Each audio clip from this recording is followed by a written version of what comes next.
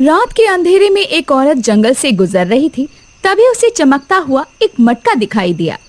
अरे वाह, ये मटका कितना सुंदर है और कितना चमक रहा है। जरूर इसमें कोई खजाना होगा। इससे पहले कि कोई इसे ले जाए, मैं ही इसे ले लेती हूँ। सुनीता ये सोचकर जैसे ही उस मटके को हाथ लगाती है, मटका उसे खींचकर अपने अंदर समा लेता है।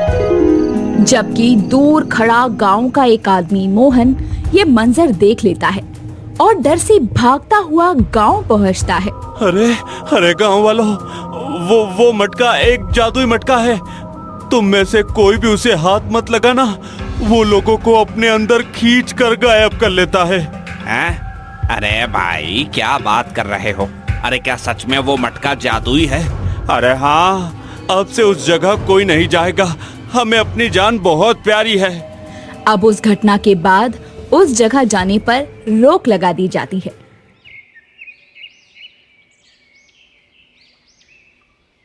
वहीं दूसरी तरफ वर्षा नाम की एक गरीब लड़की थी जो अपनी माँ रेखा के साथ रहती थी।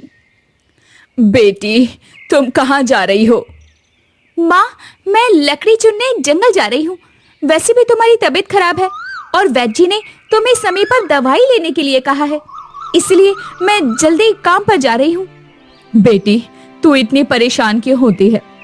अब मेरी जिंदगी के दिन ही कितने बचे हैं। नहीं माँ, ऐसा मत कहो। अभी तुम्हें बहुत जीना है और मेरी तरक्की देखनी है। वर्षा इतना कहकर जंगल चली जाती है। अरे ये क्या, यहाँ तो एक भी लकड़ी नहीं है। अब मैं क्या करूं?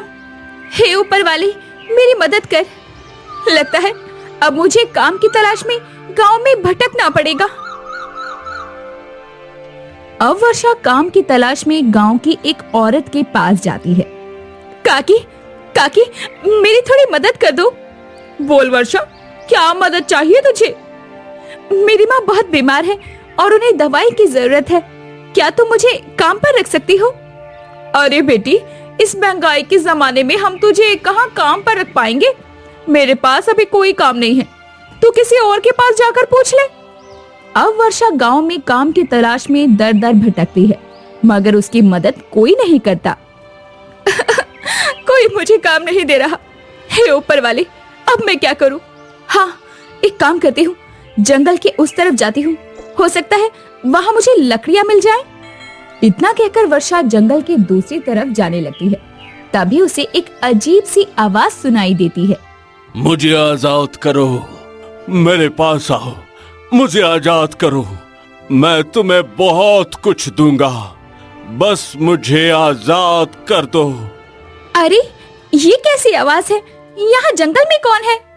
इतना सोचकर वर्षा घने जंगल की ओर बढ़ने लगती है। तभी मोहन उसे टोकता है। अरे वर्षा, उधर कहाँ जा रही है? जंगल के उस तरफ जाना मना है। तुझे पता नहीं वहाँ एक शापित मटका है? हाँ काका, मुझे पता है, लेकिन मेरी माँ बीमार है।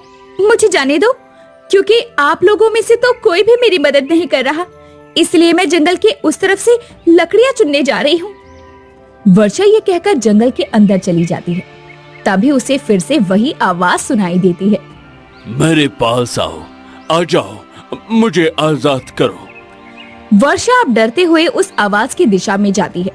तभी सामने उसे वही चमकता हुआ जादुई मटका दिखाई देता है। अरे ये तो वही श्रापित मटका है जिसके बारे में पूरा गांव बात करता है, लेकिन इसमें से आवाज क्यों आ रही है? तुम मुझे आजाद कर दो, मुझे आजाद कर दो। इसका मतलब गांव वाले ठीक कह रहे थे। ये कोई आम मटका नहीं, बल्कि जादुई मटका है। इससे पहले कि ये मुझे मार दे, मुझे यहाँ से भागना होगा। वर्षा अब डर के मारे वापस भाग जाती है और रात को सोते समय वो बहुत बेचैन रहती है। हे भगवान, मैं वहां से भाग तो आई, लेकिन कहीं वो मटका मेरे पीछे ना आ जाए। मैं मरना नहीं चाहती। अब जैसे तैसे वर्षा को नींद आती है और उसके सपने में वही आवाज गूंजती है।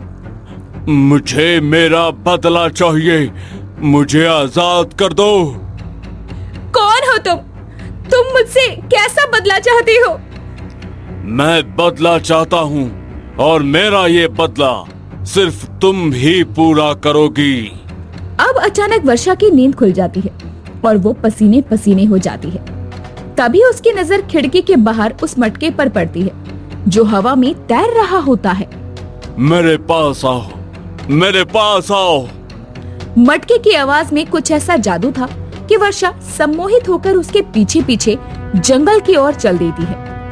जंगल पहुंचते ही मटके से धुआं निकलता है और वर्षा गायब होकर मटके के अंदर की एक दूसरी दुनिया में पहुंच जाती है।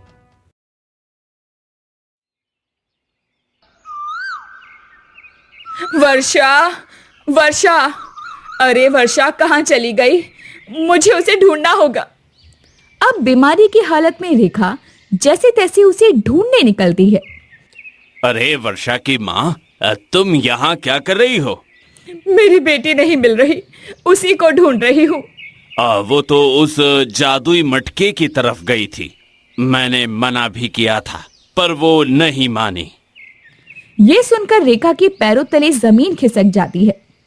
नहीं, उसे उस मटके के पास नहीं जाना चाहिए था। अगर वो मटका खुल गया तो अनर्थ हो जाएगा। तभी वहां एक साधु बाबा आते हैं। क्या हुआ पुत्री, तुम रो क्यों रही हो बेटा? रेखा साधु बाबा को सारी बात बताती है। पुत्री, तुमने जो अतीत में किया था अब उसके बदले की बारी है। वो वापस आ गया है। नहीं साधु बाबा, मेरी बेटी मासूम है। मैंने जो किया उसकी सजा उसे नहीं मिलनी चाहिए। ये नियति में लिखा है बेटी। अगर उसे बचाना चाहती हो तो तुम्हें उस मटके की मायावी दुनिया में जाना होगा और उस मटके को तोड़कर अपनी जान देनी होगी, क्योंकि तुम भी जानती हो कि तुमने अतीत में क्या किया था। अब उसका भुगतान भी तुम्हें ही करना होगा। साधु बाबा की बात सुनकर रेखा परेशान हो जाती है। वहीं दूसरी तरफ वर्षा उस दुनिया को देखती है जो बहुत अलग थी और वहाँ एक महल भी था। कौन हो तुम और मुझे यहाँ क्यों लाए हो? मैंने तुम्हारा क्या बिगाड़ा है? मुझे जाने दो, मेरी माँ घर पर अकेली है। अब मैं तुम्हें जाने नहीं दूंगा वर्षा, क्योंकि तुम तो मेरी अपनी हो। तुम्हें मेरा नाम कैसे पता? तुम कौन हो? तभी मटके से एक राजकुमार की आकृति निकलती है। मैं राजकुमार वंश हूँ। याद करो, तुम मेरी प्रेमिका हो। राजकुमार? प्रेमिका? ये सब क्या कह रहे हो तुम? तभी अचानक मटके से एक तेज रोशनी निकलती है और रेखा की आंखों के सामने अतीत के दृश्य आने लगते हैं। नदी के किनारे राजकुमार वंश वर्षा का हाथ पकड़कर बैठा था। अब वर्षा, मैं बहुत जल्द तुमसे विवाह कर लूंगा और देखना, मेरे पिताजी तुम्हें बहुत पसंद करेंगे। मुझे भी यकीन है कि ऐसा ही होगा। तभी पेड़ के पीछे से रेखा ये सब देख लेती है और वो क्रोध में जल उठती है। ये तो राजा वीर का पुत्र है। राजा वीर को मैं कभी माफ नहीं करूंगी। उसने मुझे ठुकराया क्योंकि मैं गरीब थी। अब उसका पुत्र मेरी बेटी का इस्तेमाल कर रहा है। मैं ऐसा नहीं होने दूंगी। रेखा ये सोचकर उनके सामने आ जाती है। ये सब क्या है वर्षा? तुम यहाँ इस राजकुमार के साथ क्या कर रही हो? माँ, अच्छा हुआ तुम आ गई। मैं तुम्हें राजकुमार वंश से मिलवाना चाहती थी। देखो माँ, ये मुझसे बहुत प्रेम करते हैं और मुझसे विवाह करना चाहते हैं। वर्षा, ये प्रेम नहीं है, ये सिर्फ एक बहाना है। ये तुम्हें धोखा दे रहा है। सालों पहले इसके पिता ने भी मेरे साथ यही छल किया था। अब ये भी तुम्हारे साथ वही दोहराने वाला है। नहीं, ये झूठ है वर्षा। मुझे नहीं पता कि अतीत में क्या हुआ था, लेकिन मैं तुमसे सच्चा प्रेम करता हूँ। नहीं, ये कोई प्रेम नहीं है। तुम्हारे पिता ने मुझे धोखा दिया था और उस अपमान की आग आज भी मेरे अंदर जल रही है। तुम मेरी बेटी का पीछा छोड़ दो, वरना अच्छा नहीं होगा। आप कुछ भी कर लीजिए, लेकिन मैं वर्षा का साथ कभी नहीं छोड़ूंगा। ठीक है, तुम ऐसे नहीं मानोगी। अब रेखा चुपचाप वहाँ से सीधे तांत्रिक के पास जाती है और उसे सारी बात बताती है। तो तुम राजा वीर से अपना बदला लेना चाहती हो? ठीक है, ये लो जादुई भस्म। इसे अपनी बेटी पर डाल देना, जिससे उसकी याददाश्त चली जाएगी और रही बात उस राजकुमार की, तो इस अभिमंत्रित जल को उस पर छिड़क कर उसे इस मटके में कैद कर देना। इससे तुम्हारा बदला भी पूरा हो जाएगा और तुम्हारी बेटी का पीछा भी छूट जाएगा। रेखा भस्म और जल लेकर वापस उन दोनों के पास पहुंचती है। अब मेरा बदला पूरा होगा। माँ, ये तुम क्या कह रही हो? वर्षा के इतना कहते ही रेखा अचानक वो भस्म उस पर डाल देती है, जिससे वो बेहोश हो जाती है। ये तुमने क्या किया? मैं तुम्हें जिंदा नहीं छोड़ूंगा। तुमने अपनी ही बेटी के साथ ऐसा क्यों किया? तुम मुझे क्या नुकसान पहुंचाओगे? अब मैं अपने अपमान का बदला तुमसे लूंगी। जैसे मैं धोखे में तड़पी हूँ, वैसे ही तुम्हारे पिता भी तड़पेंगे। इतना कहकर वो राजकुमार पर जल छिड़क देती है और उसे मटके में कैद कर देती है। अतीत का दृश्य देखने के बाद वर्षा फूट फूट कर रोती है। मुझे सब याद आ गया वंश, मुझे क्षमा कर दीजिए। मेरी माँ के प्रतिशोध ने हमारी दुनिया उजाड़ दी, लेकिन आपने गांव के लोगों को मटके में क्यों खींचा? सबको नहीं, सिर्फ सुनीता को, क्योंकि वो एक लालची औरत थी और मैं ये चाहता था कि यहाँ तुम्हारे अलावा कोई न आए। ओह, अच्छा, लेकिन अब आप यहाँ से कैसे आजाद होंगे?